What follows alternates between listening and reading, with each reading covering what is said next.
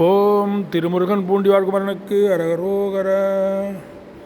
அவசியமும் வேண்டி பல காலும் அறிவினுணர்ந்தாண்டு ஒரு நாளில் தவஜவமும் தீண்டி கனிவாகி சரணமதம் பூண்டற் கருள்வாயே சபதமோடு தாண்டி தகர்வூர்வாய்